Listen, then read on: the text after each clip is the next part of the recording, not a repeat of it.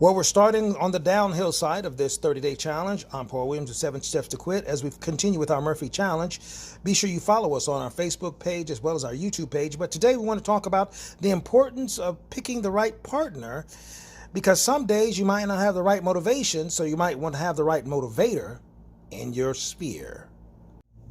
I'm on an out-of-town trip, and I'm with my lady, Braso. Say hi, Braso. Hey, baby. Hey, baby.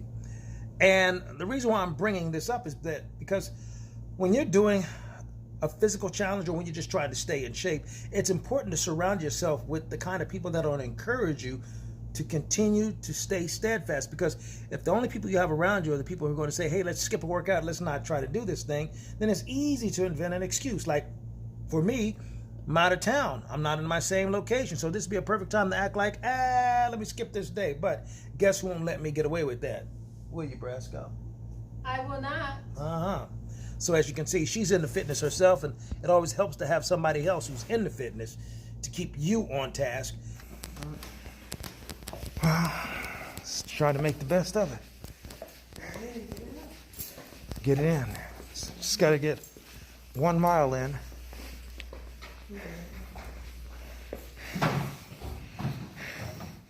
You down with that 1 mile with me, baby?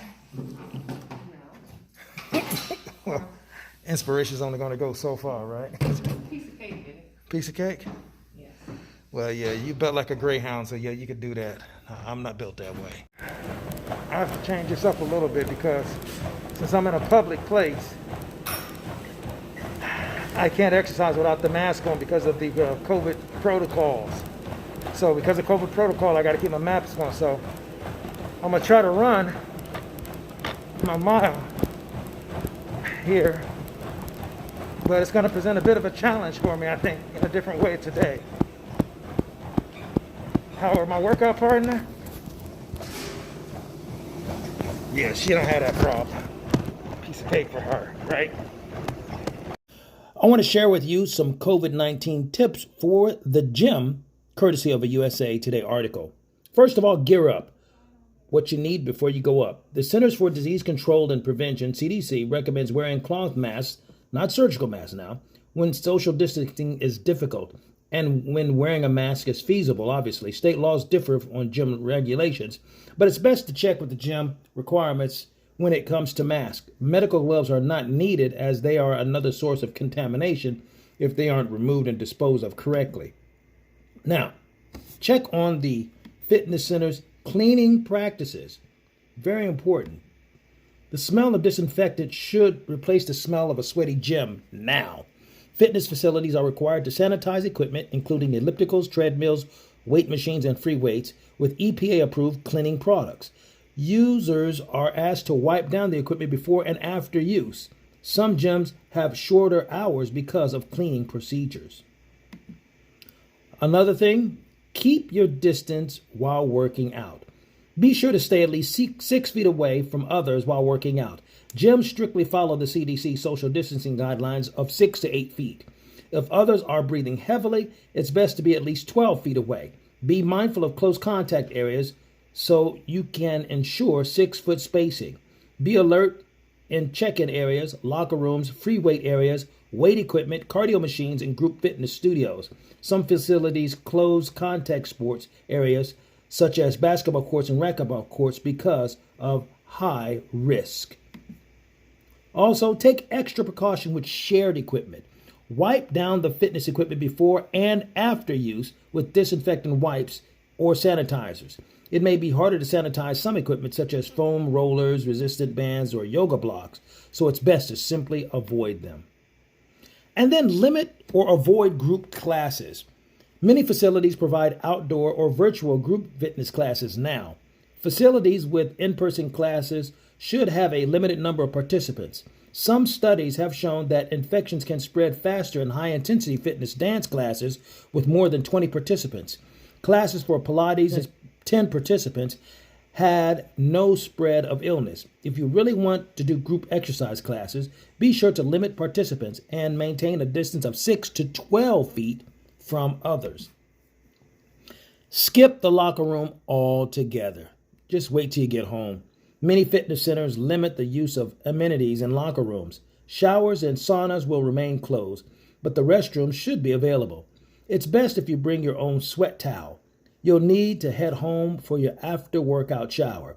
If you're at a higher risk of serious illness over the age of 65 or with health issues, you might want to hold off going to the gym altogether. Well, admittedly, going at a comfortable 4.0 pace is the first time I've ever run a mile with a whole mask on.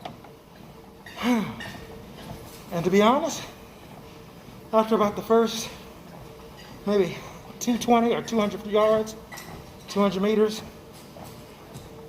your body kind of gets adjusted to it. But this is the whole challenge of trying to keep your workout program going with COVID-19 restrictions. Some of the vaccines are now being distributed, but you still have to be very diligent because it's not just to protect you, but to protect other people, just in case you could be carrying it and don't know. One of the big things that's been changed is our sense of cleanliness in the gym, because listen, it's not just good gym etiquette to wipe off your machine when you finish.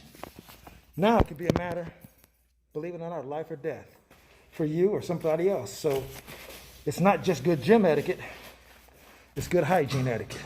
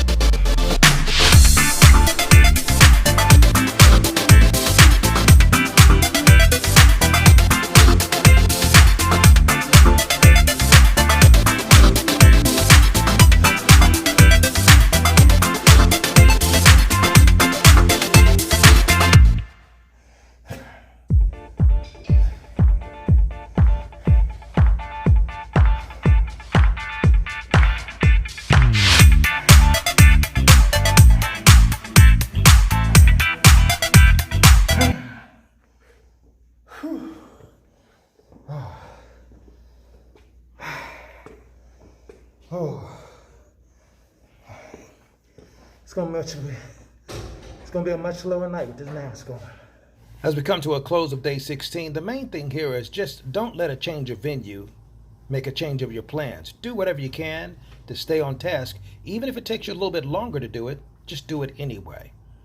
I'm Paul Williams with the Murphy Challenge on 7 Steps to Quit. Looking forward to day 17. Let's keep at it, crew.